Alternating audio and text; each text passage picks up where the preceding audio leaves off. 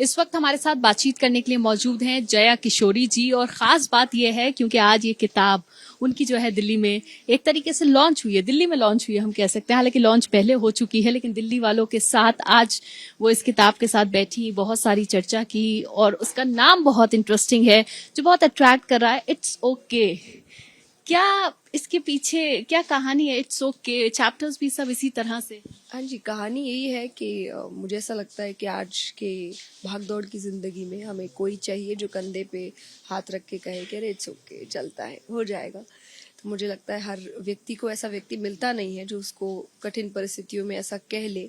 तो मुझे लगता है ये किताब शायद वो कंधे पर हाथ होगी जो आपके डिफ़िकल्ट सिचुएशन में आपसे कहेगी दैट इट्स ओके।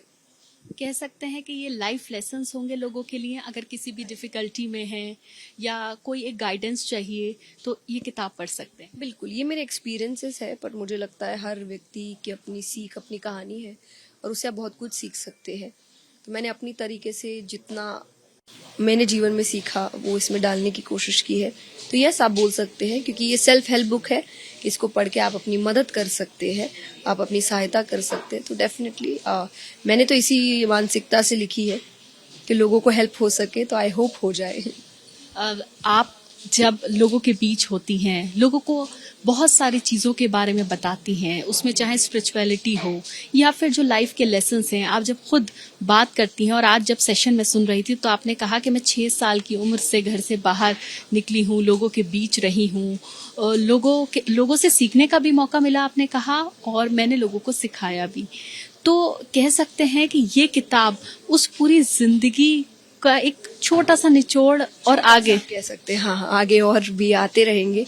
पर ये पहली कोशिश है। पहली कोशिश थोड़ा व्यक्ति डर के लेता है, सोच समझ के लेता है, उसके बाद वो और उसके हाव खुलने लगते हैं और उसे ऐसा लगने लगता है कि okay maybe I can. तो ये पहली किताब वो छोटी सी कोशिश है और इसको मैंने कोशिश किया है मैं जितना सिंपल रख सकूँ उतना सिंपल रखा है।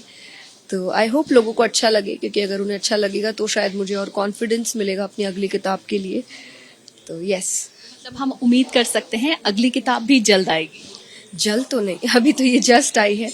आप वापस बैठेंगे, कोई टॉपिक सोचेंगे, उस पर लिखेंगे, पर जितनी जल्दी हो सकेगी मैं कोशिश करूंगी। तो आप कितना प्यार इस किताब को देते हैं डिपेंड करता है कि नेक्स्ट किताब कितनी जल्दी आएगी। इट्स ओके कहीं ना कहीं यूथ से कनेक्ट करने की कोशिश, क्योंकि आजकल आपने स्टेज से भी ये बात कही जब मैं सुन रही थी कि जो बुजुर्ग लोग होते हैं वो आते हैं और वो शायद ये सोच के आते हैं पुण्य मिलेगा सुन रहे हैं तो, लेकिन यूथ इसलिए आता है कि शायद उनको सुनने आता है और उनको सुनने के बाद एक गाइडेंस मिल सके। तो कहीं ना कहीं ये किताब एक यूथ से कनेक्ट करने की भी कोशिश। हाँ जी, मेजर ऑडियंस मेरी यूथ ही है। आई थिंक मुझे लगता है 16 साल से लेके 35-40 तक के एज के लोगों के लिए है, जिनके पास देखिए समय है। मुझे ऐसा लगता है सीख कोई भी आप किसी उम्र में सकते हैं, पर चेंज लाने का एक समय होता है कि अगर मैंने कोई गलती जवानी में की है, जवानी में ही सीख मिल जाए तो मैं बेहतर कर सकती हूँ। जवानी की गलती सीख बुढ़ापे में मिल रही है तो मेरे पास टाइम नहीं है उसको ठीक करने का, या फिर टाइम जा चुका है। इसीलिए मेजरली ये किताब यूथ के लिए है। पढ़ कोई भी सकता है, आपको अच्छा ही लगेगा पढ़ के, पर अगर आपको ऑन स्पॉट कोई चेंज चाहिए, सीख चाहिए, तो जो आज का यूथ है उसके लिए किताब आई थिंक सो हेल्पफुल हो सकती है। इसमें एक चैप्टर है जो मुझे बहुत इंटरेस्टिंग लगा, वो है it's okay to be rich. यानी कि इसमें और उसके अंदर भी मैं देख रही थी एक सब हेडिंग है फाइनेंशियल इंडिपेंडेंस। और कुछ वक्त पहले मैंने एक रील देखी जिसके ऊपर आपको भी ट्रोल किया गया, अगर एक अच्छा हैंडबैग लेके या अच्छे लाइफस्टाइल आप जी रहे हो तो उस पर कहीं ना कहीं आप ट्रोल हो जाते हो। लेकिन अभी मैं आपको जब सुन रही थी तब भी आपने इस बात का जिक्र किया कि रिच होना कोई बुरी बात नहीं है। अगर आपके घर में कोई परेशानी आएगी तब आपको पैसे की जरूरत होगी, एक अच्छा लाइफस्टाइल है तब आपको पैसे की जरूरत होगी। तो it's okay to be rich, क्या क्या थॉट्स थे जब ये लिख रही थी? अब बहुत सी थी। मुझे लगता है कि रिच की मेरी एक अपनी डेफिनेशन है, वो डेफिनेशन मैंने इसमें डाली है कि रिच का मतलब सिर्फ फाइनेंशियल इंडिपेंडेंस नहीं होता, और भी 2-3 टॉपिक्स है। और मुझे लगता है जब वो तीनों चारों आपकी जिंदगी में नहीं आते तब तक आप रिच नहीं कहलाते। सिर्फ पैसा आने से व्यक्ति अमीर नहीं हो जाता। आई थिंक उसके रिश्ते, उसकी मानसिकता, उसका अध्यात्म और पैसे, इस सब का बैलेंस बनेगा तभी वो इंसान अमीर कहला सकता है। तो वो मैंने लिखने की कोशिश की है। But yes, financial independence is a major part of it और वो होना चाहिए। और आज भी मैंने यही बात कही कि अगर आप वैराग्य ले चुके हैं तो आपके लिए मे बी पैसे बिल्कुल ज़रूरी नहीं है, लेकिन अगर आपके पास परिवार है, अगर आपके आसपास लोग हैं जिनकी जिम्मेदारियां आप पे है, आपके जीवन की जिम्मेदारी आप पे है, money is very important for you. अच्छा, एक सवाल जो शायद किसी के भी मन में आ सकता है, ये सवाल कि अगर आप एक कथावाचक हैं लेकिन आप एक अच्छा अर्न भी कर रही हैं तो लाइफस्टाइल मेंटेन करना कोई बुराई तो नहीं है, तो उस पर आपका क्या थॉट है? मेरा कोई थॉट नहीं है, मुझे लगता है ये बहुत बहुत पेटी थिंग है।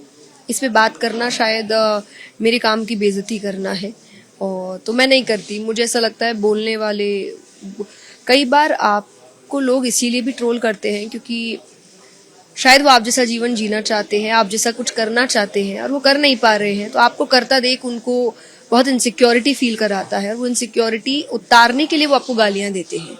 उनको आपसे पर्सनल दुश्मनी कुछ नहीं है, बट अपनी इनसिक्योरिटी बाहर करने के लिए वो आपको नीचा दिखा के खुश हो जाते हैं कि वो बहुत बड़े हो गए। तो अगर उनको खुशी मिल रही है बहुत अच्छी बात है। मेरी लाइफ में उस पर कोई असर नहीं हो रहा। I am still doing my work, और मैं अभी भी मेहनत कर रही हूँ, अभी भी कथाएं कर रही हूँ, अभी भी नई नई चीज़ें बाहर आ रही है, नए नए प्रोजेक्ट्स कर रही हूँ। तो मुझे नहीं लगता ये चीज़ें मेरे जीवन में कोई फ़र्क लेके आती है, और ना ही जो मुझे सुनते हैं उनकी, क्योंकि मुझे ऐसा लगता है जो सुनने आते हैं उनको बात से मतलब है। मैं क्या पहन रही हूँ और कैसी लाइफस्टाइल जी रही हूँ, उससे उनको कोई लेना देना नहीं है। That is my personal choice. Definitely, I would say that practice what you preach, but I do that. And I practice that you should earn money. That's the reason I am earning money. अगर मैं किसी को कहूँ कि money is a must in your life, I should have money for that, no? If I'm saying someone कि spirituality is a must in your life, I should be spiritual.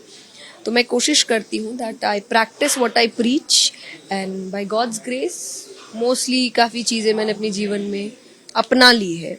और इस किताब में बहुत सारी तरह से और बहुत सारी चीज़ों को लेकर गाइडेंस भी मुझे लगता है यूथ को मिलेगा। एक सवाल किताब से हटकर अगर मैं आपसे पूछूं कि भारतीय जनता पार्टी के एक वरिष्ठ नेता हैं अनिल विज जी, उन्होंने ये कहा है जो कथावाचक हैं और जो संत हैं उनमें अंतर होता है। और उन्होंने ये कहा कि कथावाचक कोई भी 4 किताबें पढ़कर बन सकता है। इस पर आपका क्या सोचना है, क्या राय है? देखिए, 4 किताबें की 10 किताबें वो नहीं बोल सकती मैं, बट यस, और कोई भी बन सकता है, होता तो कोई भी बन जाता। मैं इस चीज़ में अग्री भले ही ना करूं, पर हाँ, I would definitely agree with that. कथावाचक और संत अलग होते हैं। उन्होंने ये भी कहा, मैं साधु नहीं हूँ, मैं साध्वी नहीं हूँ, पर मैं कथावाचक हूँ। तो ये डिफरेंस बिल्कुल है, और ये डिफरेंस को याद करके ही आप किसी को सुने।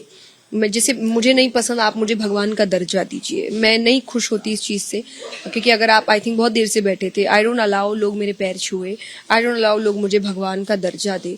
आई थिंक मैं एक सिंपल ह्यूमन बीइंग हूँ जो कोशिश कर रही है कुछ अच्छा लोगों तक पहुंचाने का, by the terms of reading. I read good things, I study, and then I do that work. मेरे हिसाब से हर टीचर ये काम कर रहा है। कोई इंसान MBA करके जॉब कर रहा है तो अपने MBA की टीचिंग्स यूज करके उस कंपनी का कुछ फायदा कर रहा है।